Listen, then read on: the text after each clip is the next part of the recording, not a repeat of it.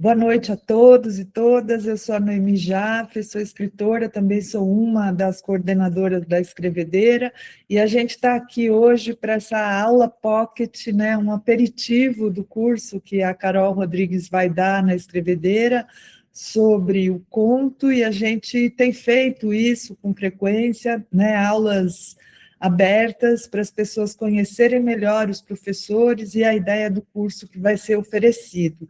Antes de começar, de passar a palavra para a Carol, eu queria também falar um pouco da Escrevedeira. Não sei se todos aqui que estão presentes para essa aula já conhecem a Escrevedeira, né? A Escrevedeira é um centro cultural literário com muitas atividades diferentes, todas exclusivamente voltadas para as áreas de escrita e de literatura. Então, qualquer coisa relacionada a uma dessas duas áreas, a gente está sempre envolvido e oferecendo e formando uma comunidade muito sólida e prazerosa de pessoas que gostam de ler e de escrever.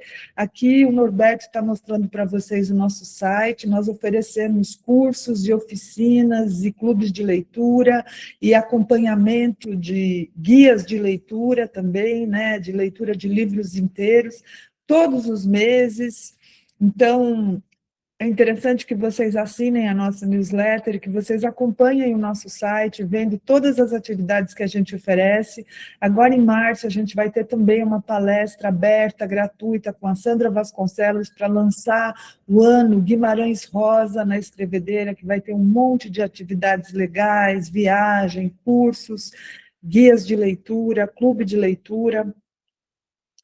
E agora, em março, a gente tem vários cursos mais longos também começando, como o da Carol, né, que é para a pessoa ter uma ideia de formação na escrita mesmo, ou na literatura, que é isso que a gente gosta de fazer e gosta de oferecer. Se vocês quiserem também fazer o lançamento do livro de vocês, ou oferecer alguma outra atividade para fazer presencialmente na Escrevedeira, a gente está super aberto e disponível. A maioria dos nossos cursos são online, mas a gente tem algumas atividades presenciais também.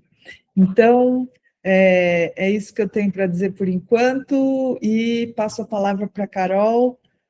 Depois eu vou ter que interromper mais um pouquinho, mas a aula é dela. Obrigada, Noemi. Obrigada pelo convite. Uma alegria estar aqui nessa sala cheia. É o meu primeiro curso na Escrevedeira, uma honra fazer parte desse catálogo impressionante. E, bom, gente, como a Noemi falou, essa é uma aula pocket, né? Eu preparei uma fala, alguns devaneios, algumas provocações em cima do conto. E no final a gente abre um tempinho para perguntas de vocês, tá bom? Para a gente conversar um pouquinho. Me apresentando rapidamente, né? Eu sou Carol Rodrigues, eu sou escritora de ficção, eu tenho um livro de contos publicado, Sem Vista para o Mar, tenho 2 romances, O Melindre nos Dentes da Besta e A Mulher do Padre. E depois de um tempo sem escrever conto, eu voltei a escrever conto 2 anos atrás, estou juntando aí uma nova coleção para publicar em breve também. Eu sou muito apaixonada pelo gênero do conto, talvez seja o meu preferido, assim, não acho que tem um gênero melhor do que o outro, mas a experiência do conto, né, nessa coisa da intensidade de uma experiência que começa e se encerra numa mesma assentada, né, como dizia o Poe, eu realmente acho muito poderoso, assim. Então, bom, eu quero compartilhar com vocês algumas ideias sobre essa paixão, né? Eu não sou especialista, não sou acadêmica, sou escritora e, enfim, estou sempre dando oficinas também, sempre lendo teorias que eu também gosto. Eu sinto que as teorias provocam a gente enquanto artistas, né? Acho que dão, às vezes, uns gatilhos legais para a gente pensar nossa própria criação também. Então, eu vou compartilhar um PDFzinho que eu preparei, gente, só para dar um fio na conversa.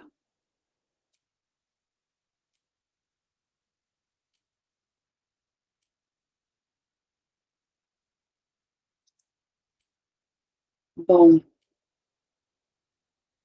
Vamos para a nossa aula Pocket, então, gente. A Noemi, ela me chamou para escrever um texto, né, para o Substack da Escrevedeira, e tá lá no Substack da Escrevedeira, vocês podem acessar algumas das ideias que eu vou colocar aqui, algumas citações estão lá também, então acho legal para quem quiser pegar as citações. E aí eu fiquei pensando numa pergunta, né, para escrever esse texto e também para pensar esse primeiro encontro, né, esse encontro aberto com vocês. Eu fiquei pensando o que que eu espero de um conto, né? E o que que cada pessoa que senta para ler um conto espera dessa leitura breve, dessa forma breve, né? E eu, gente, eu não sei vocês, mas eu espero muito, né? O conto, ele é um gênero que me traz muitas expectativas. Porque, pela minha experiência, eu já li muitos contos maravilhosos e existem muitos contos excepcionais no mundo. Então, eu sinto que eu tenho uma expectativa muito alta, mas eu sinto que eu tenho lastro no mundo real para isso, assim, né? Eu já me senti transformada, impactada por muitos, muitos, muitos contos, e aí eu quero falar um pouquinho sobre o que que é esse impacto, da onde vem esse impacto grande do conto na gente que lê, né? Não sei se para vocês é assim também, mas para mim um conto, às vezes, me transforma mesmo, assim, me tira do lugar onde eu tô, me dá um nó na cabeça e me dá uma lufada de vida, assim, que muda o dia, né?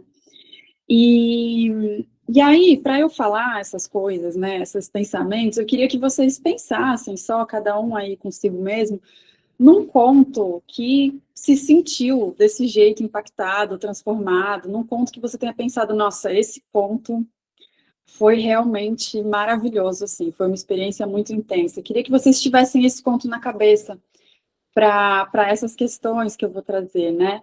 E se vocês quiserem compartilhar aqui no chat também, pode ser legal a gente ter uma lista aí de dicas, né, de grandes contos que tocaram vocês. Pode ser legal a gente juntar isso depois, né?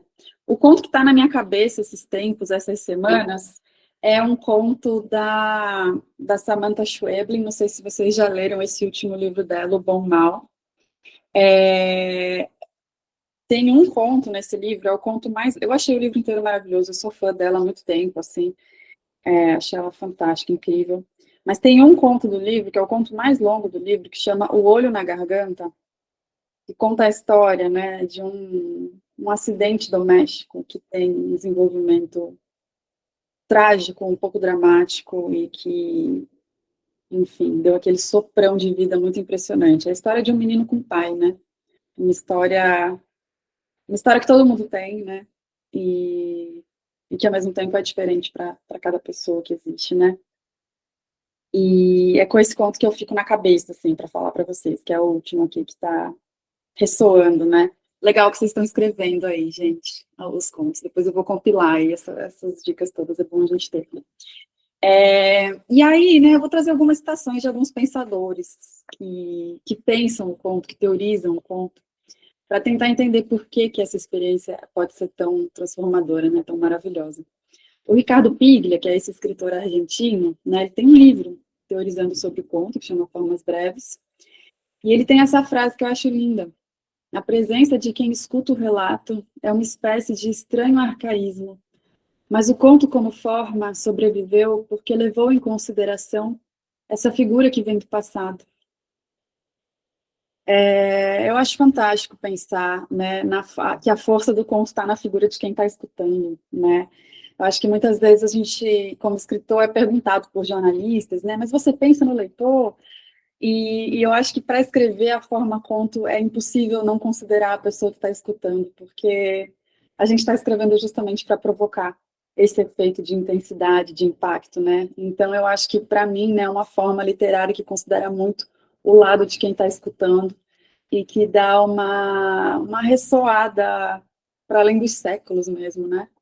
Além dessa frase do Piglia, tem a frase uma citação da Nadia Gottlieb, desse livrinho aqui que recomendo para quem quiser ler Teoria do Conto, gente. Esse é um livrinho fininho, ele é de 85, ano que eu nasci, e foi reeditado pela Autêntica no ano passado, uma ediçãozinha linda. Esse livro tem tudo, é muito, muito gostoso de ler e recomendo para quem quiser um pouquinho de teoria do conto. E ela diz assim: enumerar as fases da evolução do conto seria percorrer a nossa própria história, a história da nossa cultura, detectando os momentos da escrita que a representam, ou da história de Caim e Abel da Bíblia, por exemplo. Então, ela está dizendo que a história do conto é basicamente a história da humanidade, né? A história das interações humanas, a história de alguém contando uma história e alguém ouvindo, né? Eu acho que isso por si só já é muito maravilhoso, assim, né? Já é muito intenso. E aí o Alfredo Bose, né, que é outra figura muito bacana aí da teoria literária no Brasil, nesse livro aqui que eu também recomendo, né, o Conto Brasileiro Contemporâneo, que é uma seleção de contos brasileiros, uma seleção muito bacana. Na introdução, né, ele vai diferenciar o romance do conto, né, tentando chegar numa definição de conto. E o conto, ele é meio que, assim, todo mundo sabe o que é, mas na hora de definir a gente fica meio, né, é difícil sair da ideia de uma forma breve, né? E não sei se a gente precisa sair tanto dessa ideia também. Mas o Bose dá uma definição que eu gosto. Se o romance é um trançado de eventos, o conto tende a cumprir-se na visada intensa de uma situação real ou imaginária, para a qual convergem signos de pessoas e de ações, e um discurso que os amarra. Eu fico bastante satisfeita com essa definição, justamente por diferenciar do romance, né? De pensar o conto como uma situação, né? O Cortázar vai falar em acontecimento, mas eu gosto da ideia de uma situação, acho que simplifica um pouco, né? É uma situação onde a gente vai olhar muito intensamente, com muita presença, com muita atenção, para tentar captar todos os detalhes que a gente puder, ajudar a contar a nossa história, né? Da melhor maneira que a gente puder. E essa segunda parte, né, que é a parte da forma, eu acho muito importante também, para a qual convergem signos de pessoas e de ações e um discurso que os amarra, né? Então, é essa força centrípeta, né, onde tudo vai para esse centro, vai para essa situação, para construir ela da melhor maneira, né? Só que cada contista vai fazer isso de um jeito, né? Esse que é o pulo do gato. O que faz de uma situação um grande conto? Aí, gente, aqui o Cortázar, né, ele tem esse livro também de ensaios, chama Valise de Cronópio, e ele traz umas ideias do conto que eu quis trazer hoje, assim, porque é meio como é meio como eu vejo também. Porque a gente tem essa definição do conto como uma forma breve, e aí, beleza, essa definição do Bose, né, que dá uma simplificada, dá uma ajudada na gente. É uma situação que a gente ilumina, que a gente olha intensamente. Mas, gente, se a gente pegar essa listona aqui de contos que vocês colocaram, né? Eu vi que tem o Búfalo, da Clarice, tem Borges, A Menina de Lá, tem, ixi, muito conto bombástico. Esse Amor, da Clarice, eu acho um terror também. Eu já li 200 vezes, cada vez que eu leio, eu fico impactada de um jeito diferente. É surreal, assim. Esses contos que são grandes contos, O Menino Sujo, vixe, a lista tá ótima, gente. Esses contos que são grandes contos, né? Eu não sei você, mas como eu estou sempre dando oficina também, eu estou sempre relendo esses contos, né?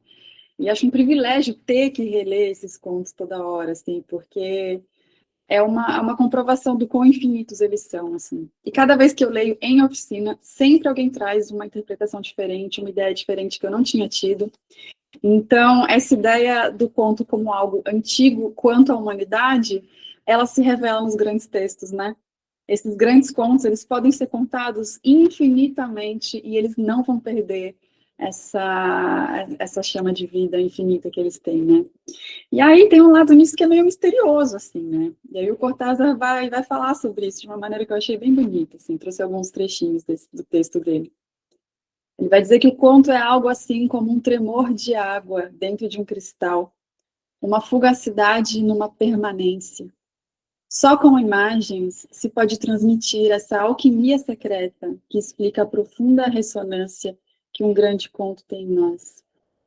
Muito lindo, né? Só uma imagem, né, como um tremor de água dentro de um cristal, pode explicar, talvez, esse baque, né, que um grande conto dá na gente.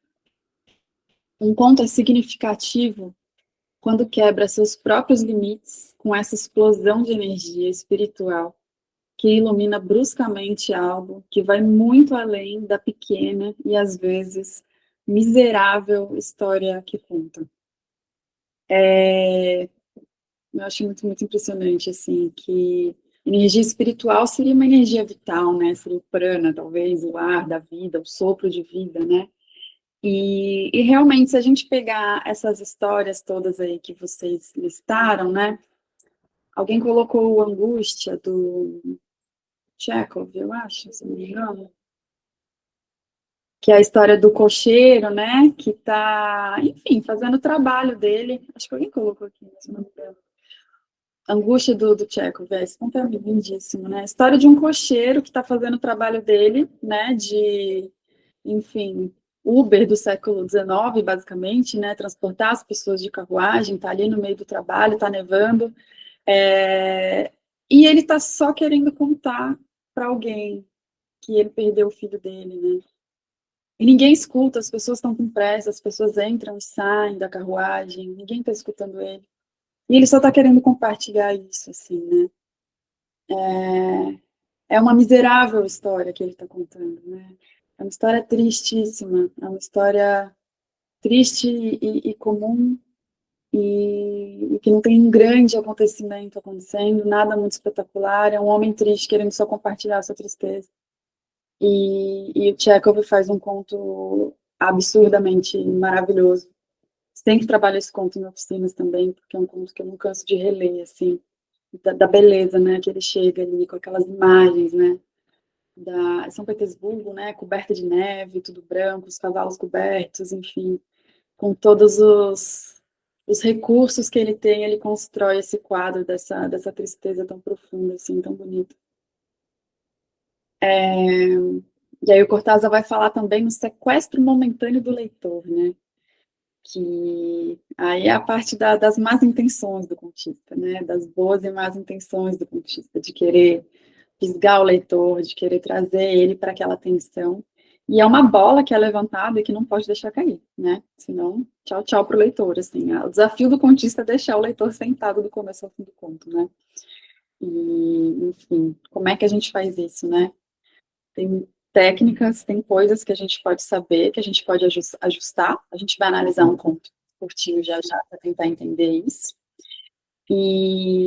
Mas tem também essa coisa meio misteriosa aí que ele está falando, né? Tem essa coisa de uma presença, uma atenção e uma conexão com a figura que está escutando, né? Para que isso ocorra, o tempo e o espaço do conto têm de estar como que condensados, submetidos a uma alta pressão espiritual e formal para provocar essa abertura. Então, aqui acho que ele sintetiza essa ideia, né, que eu estou tentando passar, que é exatamente o que eu acho mesmo, assim. Acho que é uma junção de forma com essa pulsão de vida, com essa lufada de vida que tem um quê de misterioso e que depende de uma atenção muito total nossa, de uma entrega muito total de quem está escrevendo e de uma entrega muito total de quem está lendo, né? É um encontro de atenções totais, de entregas totais. Assim.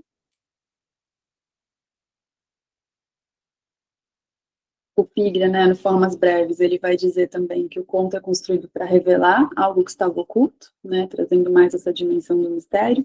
Ele vai fazer isso na questão da forma também, né, ele vai trazer esse mistério para a forma, um discurso muito interessante que ele faz. Vai falar em iluminação profana, que eu acho que traz essa dimensão do mistério, né, espiritual, aí, do sopro de vida, que eles estão tentando desenhar. E aí o Bose, né, nessa introdução, ele vai falar que a invenção do contista... Que não sabia que o vestido da Emília era o mesmo. Mas ela está... Opa! O Bose vai falar que a invenção do contista se faz pelo achamento, né? Achamento vem de invenir, e achar e inventar. Ele diz, olha que linda essa frase, acho muito bonita.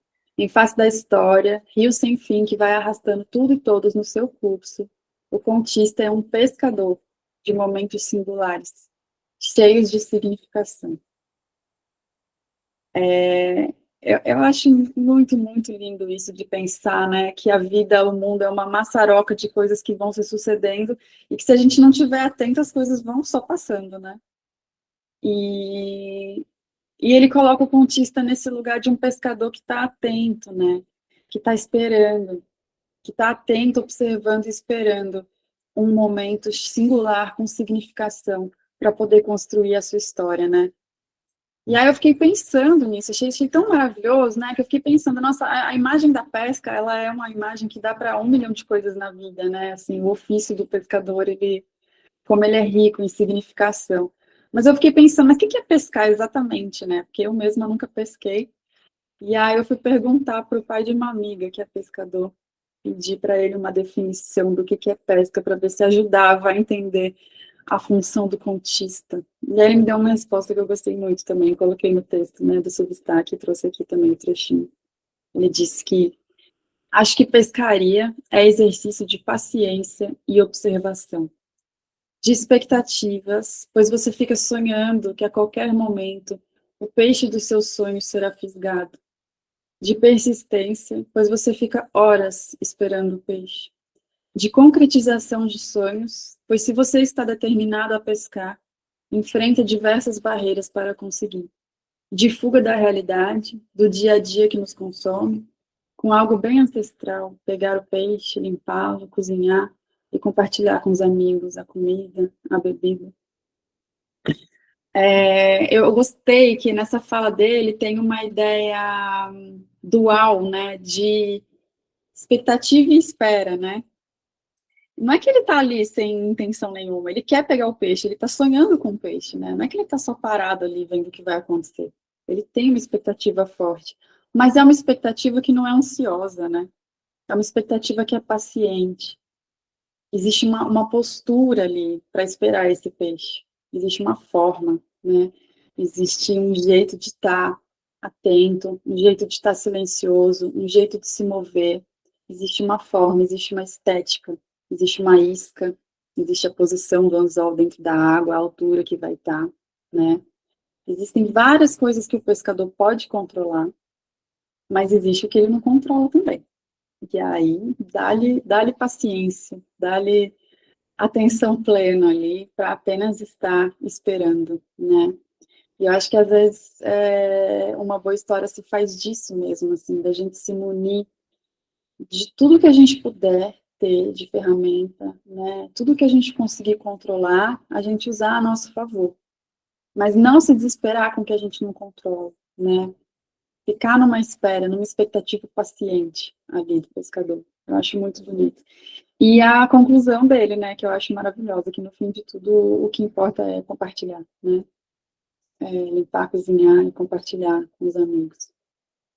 E além disso, né, o que eu acho lindo também nisso é pensar que a pesca é fazer um contato com uma parte do mundo que é invisível para a gente, né?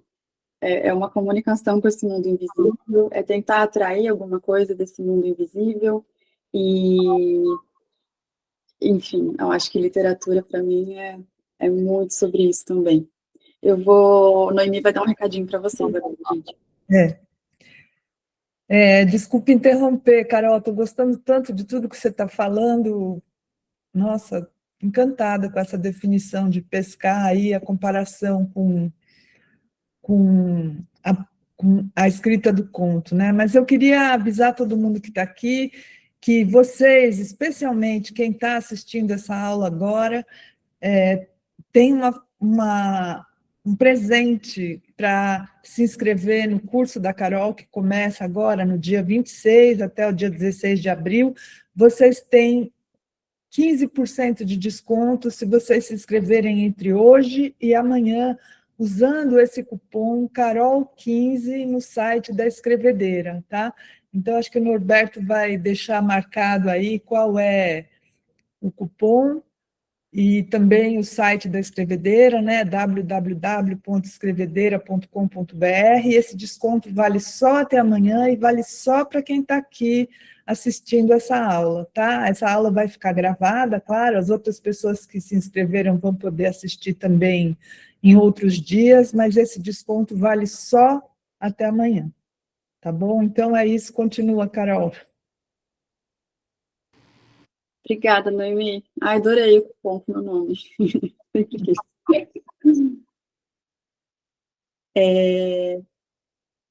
Vamos continuar aqui, gente. Mas, de novo, né? Como, né? Como? O conto, ele continua sendo dificílimo, né? Eu acho dificílimo escrever conto, gente. E eu acho que justamente ele é dificílimo porque no fim ele parece fácil, geralmente, né? Não sei, quando eu leio um conto bom, assim, ele é tão redondinho, que parece que ele veio pronto já. Mas continua sendo muito difícil, né? O lance acho que é talvez achar algum prazer aí. O prazer do pescador, né? Da expectativa paciente e do trabalho atento e detalhado, né?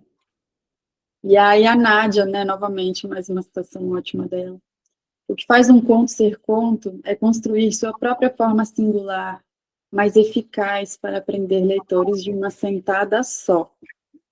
Aí, evocando o Edgar Allan Poe também, né, que definia desde lá atrás que o conto ele tem que fazer o leitor ficar sentado do começo ao fim. Esse é o desafio, essa é a nossa missão. A definição definitiva é a indefinição, né? Então ela termina essa frase com essa brincadeira dizendo que qual que é a forma do conto? É a gente fazer tudo convergir para essa situação que a gente está querendo relatar, né? Todos os elementos convergem. Mas como que esses elementos convergem? Aí cada história vai pedir um jeito, né? E cada autor vai usar, cada autora vai usar o seu modo também, vai inaugurar o seu modo, né? E aí, gente, eu trouxe um continho curto para a gente ler junto, para pensar isso, justamente isso, né? De pensar como os elementos podem convergir para uma situação. Esse é um conto bem curtinho do Dalton Trevisan, nosso contista maravilhoso, detalhista. É um conto de 68. Eu fico meio impressionada quando eu lembro das datas dos contos dele, assim, parece que é de hoje, né? Eu vou ler aqui, gente, e vou pedir para vocês ficarem atentos nos detalhes que ele coloca para contar essa situação.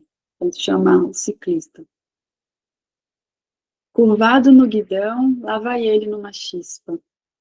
Na esquina, dá com um sinal vermelho e não se perturba. Levanta voo bem na cara do guarda crucificado. No labirinto urbano, persegue a morte com o trim-trim da campainha. Entrega sem derreter sorvete a domicílio. É sua lâmpada de Aladino a bicicleta, e ao sentar-se no selim, liberta o gênio acorrentado ao pedal. Indefeso o homem, frágil máquina, arremete impávido colosso. Desvia de fininho poste o caminhão. O ciclista, por muito favor, derrubou o boné. Atropela gentilmente, e vespa furiosa que morde, ei-lo defunto ao perder o ferrão. Guerreiros inimigos trituram com um chio de pneus o seu diáfano esqueleto. Se não se estrebucha ali mesmo, bate o pó da roupa e, uma perna mais curta, foge por entre nuvens, a bicicleta no ombro. Opõe o peito magro ao para-choque do ônibus. Salta a poça d'água no asfalto. Num só corpo, touro e toureiro, golpeia ferido o ar nos cornos do guidão. Ao fim do dia, José guarda no canto da casa o pássaro de viagem. Enfrenta o sono trim-trim a pé e, na primeira esquina, avança pelo céu na contramão. Trim-trim. Bom, é um mini conto, né?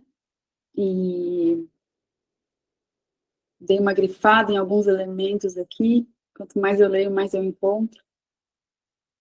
Eu acho que, primeiro, eu queria falar que ele traz alguns elementos de transcendência, né, dessa atividade de um trabalho cotidiano, que é a entrega, né, a domicílio. Ele coloca aqui um fator de contra-relógio, né, que é entregar o sorvete sem derreter. Então, ele coloca um elemento de contra-relógio que faz esse garoto, José, né, que ganha o nome só no fim do conto, ter essa estética tão acelerada e tão flertando com a morte o tempo todo, né? Mas eu fiquei pensando que isso é 68, né? Ele teve que colocar esse contra-relógio, que hoje em dia nem precisaria colocar um contra-relógio para falar de um entregador, né? A própria profissão já está em contra-relógio o tempo todo, eles já estão se arriscando o tempo inteiro. Mas, enfim, essa proximidade com a morte e também com uma transcendência para algum tipo de magia, né? Eu acho que o conto traz essa dualidade entre algo muito terrível e algo muito maravilhoso, né? Eu acho que ele consegue construir as duas imagens meio que entrelaçadas, meio que dependentes. No primeiro parágrafo, né, ele já começa usando que ele vai numa chispa, né, numa centelha, numa faísca. E aí já vem o sinal vermelho somar com essa imagem desse fogo, né, que já está trazendo alguma imagem aí, abrindo o caminho para uma imagem mais religiosa, mais óbvia que ele vai trazer, né, que ele levanta voo bem na cara do guarda crucificado, né, essa figura, essa imagem é muito impressionante. Então, a gente já está numa imagem, né, num registro de imagem de uma coisa, de uma morte mais ligada ao cristianismo, né? E aí depois ele vai dizer mais claramente que ele persegue a morte com o trim-trim da campainha. Esse trim-trim que vai dar ritmo, né, ao texto. Entrega sem derreter sorvete a domicílio.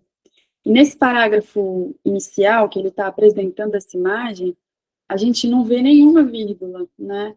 Ele opta por deixar esse primeiro parágrafo sem vírgula nenhuma, só na velocidade, nessa chispa, porque é nesse ritmo que ele quer que a gente entre nesse texto. Uma vez que a gente já está nesse ritmo, aí agora ele vai começar a usar vírgulas e pontuar mais, e dar um outro ritmo, e dar uma desacelerada para a gente poder agora olhar para as imagens absurdas que ele vai começar a trazer para a gente, né? É sua lâmpada de Aladino a bicicleta, e ao sentar-se no selim, liberta o gênio acorrentado ao pedal. Indefeso homem, frágil máquina, arremete impávido colosso, né? O impávido colosso é o gigante, né? É o gigante que acorda, enfim. Aqui eu sinto que ele trouxe uma dimensão de Brasil, né? Do nosso hino, ele trouxe nacionalizou aqui a questão, a cena, essa estética desse trabalho específico, né? Localizou, situou. Desvia de fininho poste o caminhão. O ciclista, por muito favor, derrubou o boné. Eu demorei para entender um pouco essa expressão do por muito favor, mas depois eu, pesquisando, eu vi que quer dizer que por muito pouco, né? Ele era para ter ele caído e morrido, se estrebuchado, mas, tipo, graças a Deus, alguma coisa assim, foi só o boné que caiu, né? Atropela gentilmente, e vespa furiosa que morde, ei-lo defunto ao perder o ferrão. Então, essa magia aí dessa lâmpada do Aladim que ele esfregou nessa bicicleta, né, fez acordar um gigante, e aí esse gigante vai se transformando em animais poderosos, né? Aqui é uma vespa furiosa que morde. E aí surgem os guerreiros inimigos que trituram com um fio de pneus o seu diáfano esqueleto, né? O esqueleto magrinho, pequenininho do boné dele.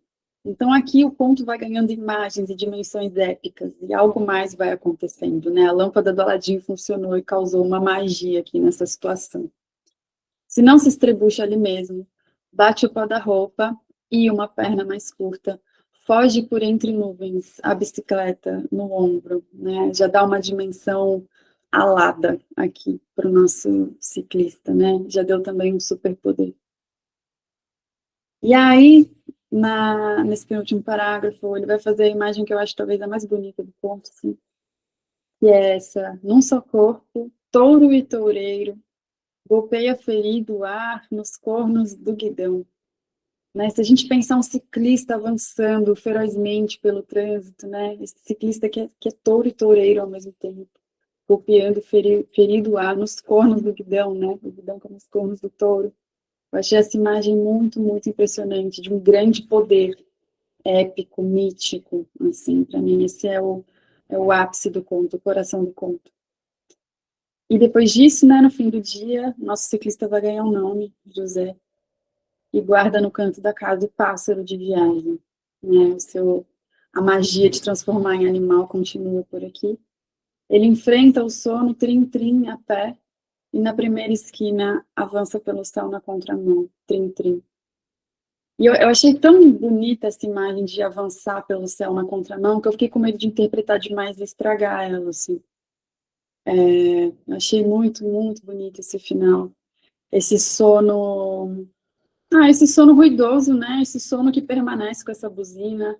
Esse sono que não vai no fluxo normal do céu, que é só você se soltar aí com as nuvens. É um fluxo com atrito, é um fluxo que talvez, né, ele seja atropelado por uma nuvem, enfim, sabe-se lá. Mas que também está flertando com a morte de algum jeito, né? A ideia do céu, a partir de todo esse vocabulário da morte cristã com que ele iniciou o conto, né? Então é isso, acho que é um conto que é aparentemente muito simples, é uma imagem, é uma situação, mas que ele criou todo esse imaginário de morte e também de magia, né, a partir de uma mesma imagem do mundo real, assim. Bom, o Dalton, ele era um revisor incansável, né, ele, enfim, dizem por aí que ele canetava, editava muitos textos dele para chegar, tirar tudo o que não cabia e deixar só o essencial mesmo, né? E um contista, enfim, temos aí essa sina, né, de editar incansavelmente o texto, assim, e tentando tomar cuidado para não perder a mão e não sobrar nada, né? Mas nesse texto dá para a gente ver que realmente cada elemento constrói, né? Eu sinto que o conto, ele é tipo um filme mesmo, assim, a direção de arte tem que estar inteira contando a história, né? Se a pessoa usa uma roupa, essa roupa está contando a história. Se a pessoa tem um meio de transporte, esse meio de transporte está contando a história. Se está passando uma nuvem no céu, idem, né? Se a gente pensar num filme, né? A trilha sonora, o figurino, enfim, a edição, todos esses elementos estão sempre a favor de contar essa história, essa situação. Então, no conto, eu acho que a gente pode viver um pouco com abertura, um pouco desatento para tentar pescar, né?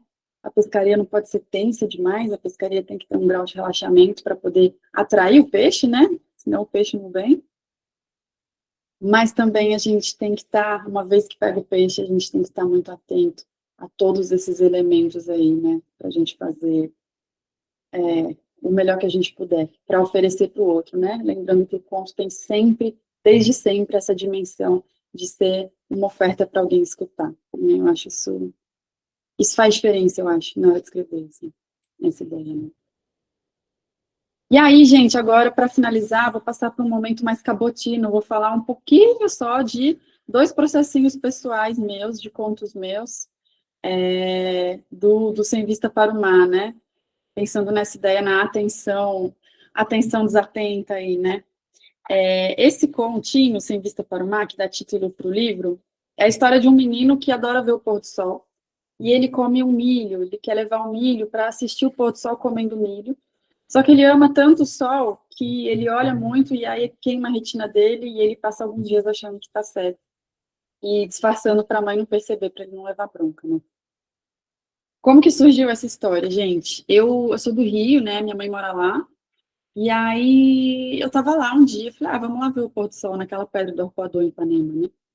E aí minha mãe foi comigo. E a minha mãe, gente, a minha mãe tem essa atenção do pescador, assim. Ela olha o mundo e ela capta, ela tem o achamento que o Alfredo Bozzi disse, né? Muito mais do que eu, assim, eu aprendo muito com ela.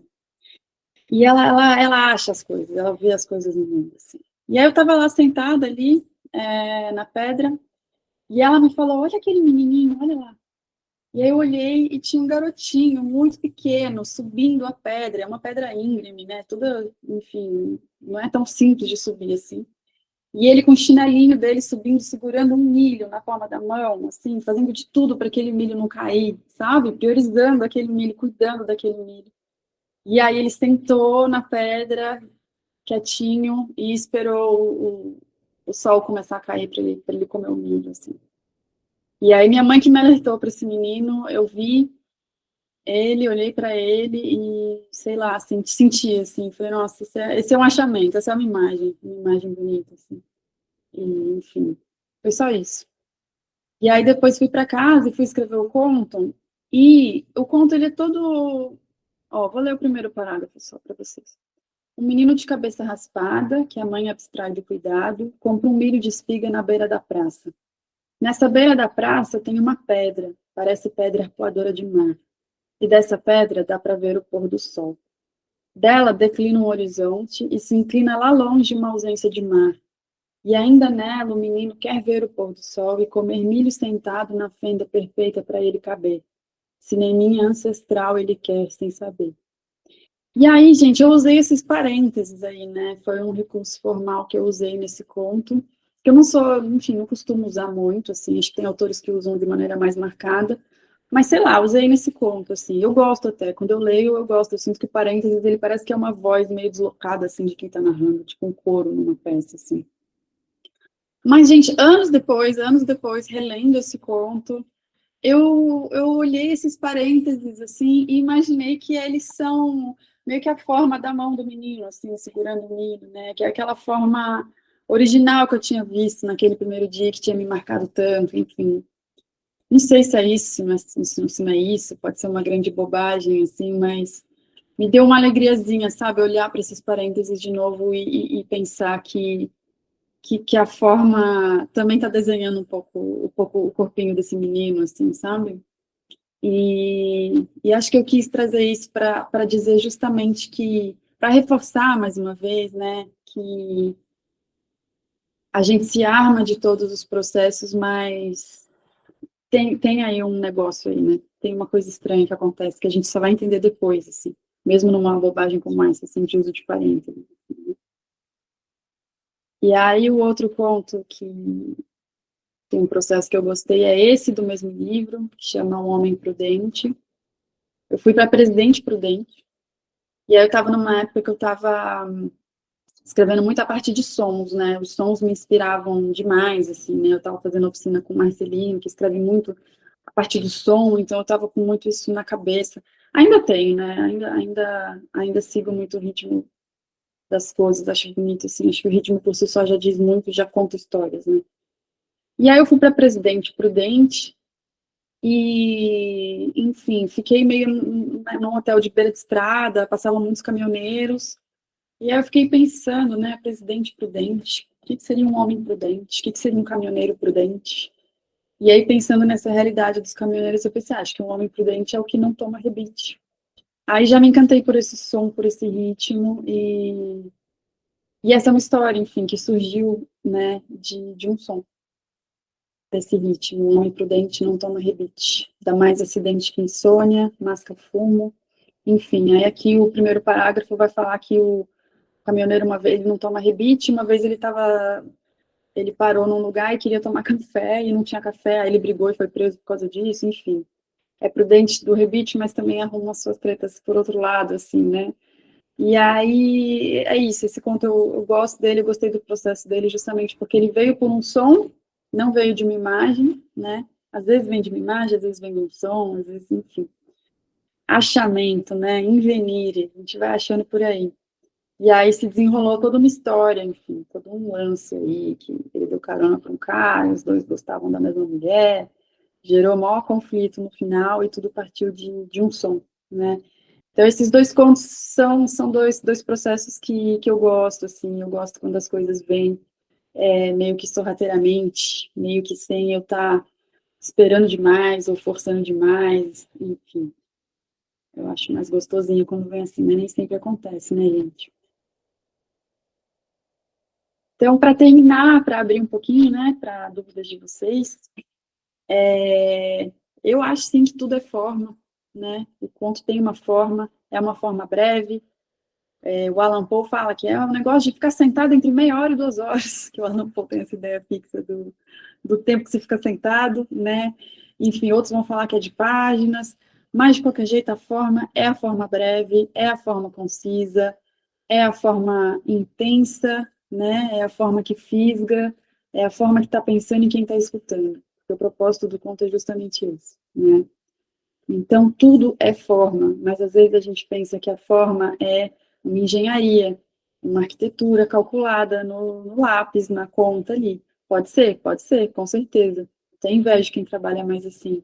Talvez dê mais controle, mais segurança, né? Mas eu acho do meu processo, e também pensando nessas frases do Cortázar, acredito que nem toda forma seja consciente. Eu acho que muita forma brota aí, de maneiras que a gente não sabe muito bem, né? Então, para terminar, queria deixar com vocês os versos de um sutra, né? O sutra é esse texto antiquíssimo, um texto budista do 500 depois de Cristo, que estou sempre relendo porque acho magnífico. Forma não é mais que vazio. Vazio não é mais que forma. Forma é exatamente vazio. Vazio é exatamente forma. Esses versos me dão um nó toda vez que eu leio, mas eu acho um nó muito maravilhoso. E o que tem a ver com o conto, né? Eu sinto que o conto, ele é inteirinho forma, mas o que é forma, né? Para mim, o conto é a gente estar atento, de olho aberto, na presença total para a situação que a gente está contando, né? E quando a gente está muito presente, muito atento a algo fora da gente, a gente deixa de existir por aquele momento, né? Então, para mim, na escrita do conto, de ficção, eu sinto que o melhor para o conto é quanto menos a gente existir.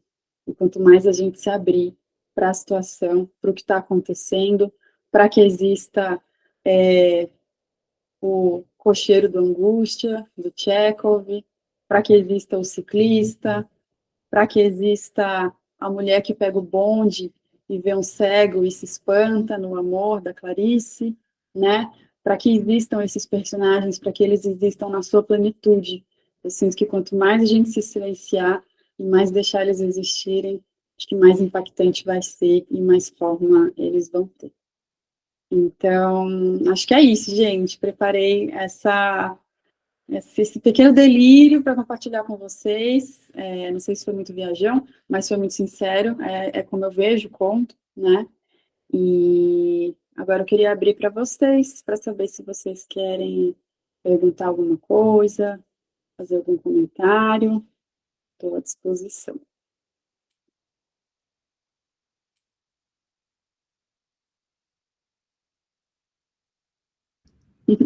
Antes da Carol responder as perguntas, só relembrando que quem se inscrever até amanhã no curso da Carol tem direito a um desconto de 15%, com o cupom Carol15 em letra maiúscula, né, Norberto? Letra maiúscula, né? Exatamente. Tá. Como está aqui na tela, tá? Isso. Bom, agora quem tiver perguntas, a Carol está aqui para responder. Vamos pensar em 10 minutinhos de pergunta. Deixa eu ver aqui no chat. Ah, você é um achamento, você que é. Ai, gente, obrigada aí pelas palavras. Uma alegria estar aqui compartilhando com vocês. Quem gostaria de fazer uma pergunta? Vocês não têm dúvida sobre o curso? Aí, tem uma pergunta da Nick. Ah, deixa eu ver, estou lendo aqui. Você leva quanto tempo entre escrita e reescrita de um conto? Nossa, eu acho que depende muito, Nick, depende muito do texto. Mas, assim, mesmo que o conto já venha... O que eu acho mais maravilhoso é quando a história já vem meio que inteira e eu vou só lapidando depois, né? Mas mesmo assim, mesmo se eu não mexer muito no conto, eu releio muitas vezes, sabe? Muitas vezes. Então, reescrevendo ou não, eu fico sempre um tempão em cada texto, assim, porque eu acho que o conto tem essa coisa de que ele tem que durar, né? Ele tem que ser legal de ler várias vezes, assim, tem que durar na releitura, né? Então, eu levo muito tempo mesmo. Ultimamente, que eu tô querendo escrever contos, tô escrevendo contos mais longos, eu tô estruturando mais os enredos, então tô demorando mais tempo ainda, assim. Então, eu não sei exatamente quanto, mas eu fiz um exercício com um amigo meu, da gente trocar temas de contos todo mês. Então, a gente escreveu contos até relativamente longos, de 10 páginas, um por mês, mas a gente se comprometeu. Então, eu acho que, assim, a primeira dica para escrever, né, Noemi, eu acho que ter uma data, assim, ter um prazo, ter alguém. Por isso que é legal fazer oficina, por isso que a oficina funciona. porque a gente põe o exercício, você é obrigada a escrever, né? Alguém tem que tirar da sua mão, aí sai, né? Eu acho que funciona muito, muito, muito isso, assim, de ter uma data, né? Então, respondendo grosso modo, a coisa de um mês aí, para mim, funciona, sabe? Tem Carol, uma pergunta impossível aí. do Sutra? Ai, nossa, Maria Luísa, esse Sutra, eu leio ele muito, assim, muitas vezes, e, nossa, cada vez bate de um jeito diferente, eu sou muito aficionada nesse verso específico, né, da forma é vazio, vazio é forma. Eu tô sempre pensando sobre isso, assim, eu acho que eu fico mais perguntando sobre o que isso é. Eu não sei se eu me atrevo muito a responder, sabe? Eu fico com medo, assim. Mas eu sinto que isso, assim, quanto o esvaziamento, a vacuidade, ela é um caminho bom, assim, sabe? Dá uma sossegada no ego, dá uma aquietada nas vontades, geralmente traz coisas melhores, assim, então tendo aí por aí.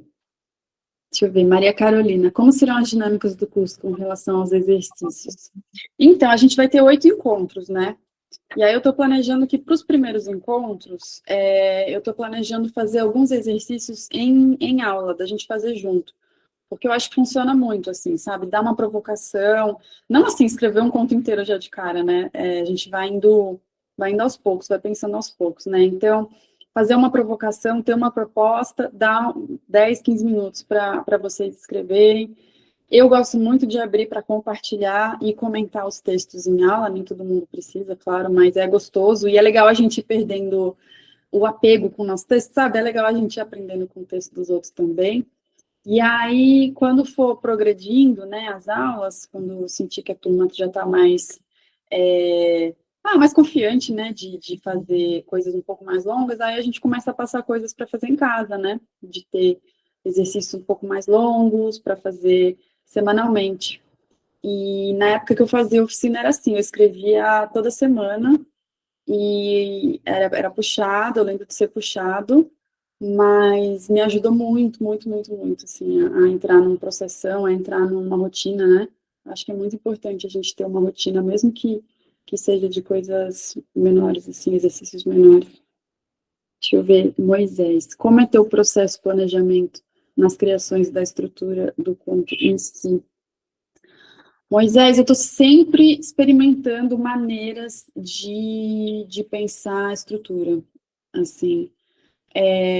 Esses contos do Sem Vista para o Mar, eles vinham de lampejos, né, de fagulhas, tipo isso, de um som ou de uma imagem, e eu gosto muito quando o conto vem assim, mas é muito raro o conto vir assim, hoje em dia, assim, sabe, ele vem de uma vez. Então, vou dar um exemplo prático. Semana passada, minha vizinha, ela é protetora de animais. E ela, que é protetora de animais, ela falou, fui jogar o lixo na lixeira da rua, e aí eu ouvi um barulho numa sacola. Eu abri a sacola e encontrei 7 filhotinhos de cachorro dentro de uma sacola do lixo. Aí eu falei, caramba, né, que coisa. Enfim, ela já cuidou dos cachorrinhos, já tá tudo bem e tal, mas eu fiquei com essa imagem de alguém jogar alguma coisa no lixo e achar, sei lá, um bichinho ali no lixo, sabe? E aí o que acontece, assim? E aí, agora que eu estou pensando mais em estrutura, eu peguei essa ideia, aí eu anotei essa ideia, aí eu desenvolvi um esqueleto para essa ideia, aí eu comecei a anotar algumas palavras que eu sinto que tem a ver com esse vocabulário, né? Então, agora eu estou mais a pescadora mais paciente, eu acho, sabe? Indo mais despacito, indo no caminho. Quem sabe eu não escrevo esse conto aí ao longo do curso. Se rolar, eu vou mostrando para quem tiver o processo, assim. Mas agora eu tenho feito isso. Eu estou trabalhando com cinema agora também, e no cinema a gente tem que. Tudo é pensado, não tem muita margem para coisas muito sem explicação, né? No cinema as coisas têm que estar bem amarradinhas, então eu sinto que eu estou trazendo um pouco isso mais para a escrita também, de pensar mais em estrutura. Luiz Otávio, encontrar as coisas no dia, né? Nossa, total, Luiz, quem está atento está vendo o conto o dia inteiro, toda hora. Como você vê as proximidades e diferenças entre conto e crônica? Nossa, eu acho Eu acho crônica, eu amo também crônica, mas eu acho que o conto, talvez ele tenha uma dimensão que atravesse mais os tempos, assim, sabe? Que atravesse mais os séculos, assim. Eu acho que a crônica tem mais a ver com o quente, né? Com registros até do momento. E eu sinto que o conto tem um trabalho de ser lapidado de alguma maneira para ele durar muito tempo, assim, sabe? Para ele ser lido por muito tempo e para que os leitores não precisem de, nossa, mas o que era isso naquele tempo, sabe? Eu sinto que o conto ele é meio que feito para durar muito, assim. Acho eu, né? Mas é uma pergunta sempre interessante da gente fazer. E acho difícil de responder também. Acho que tá bom, né, Carol? Ah, eu amei, gente. Todo mundo também amei, e acho que todo mundo que assistiu também, uma aula muito esclarecedora, e só uma amostrazinha, né, do que vai ser o curso da Carol. Começa amanhã, Norberto? Não, não, É na quinta. quinta. Quinta-feira, 7 horas. Isso, quinta-feira, 7 horas, gente, 15% para vocês. Então, obrigada a todo mundo que veio, super obrigada, Carol, pela disponibilidade, pela aula incrível que você deu para nós. Obrigada, Norberto, obrigada. Qual é a monitora que está aqui com a gente? Também obrigada a você. E um beijo. Até. Obrigada, gente. Obrigada pela presença. Obrigada, Noemi, Norberto. E é isso. Nos vemos, então. Quem vier na quinta, nos vemos na quinta.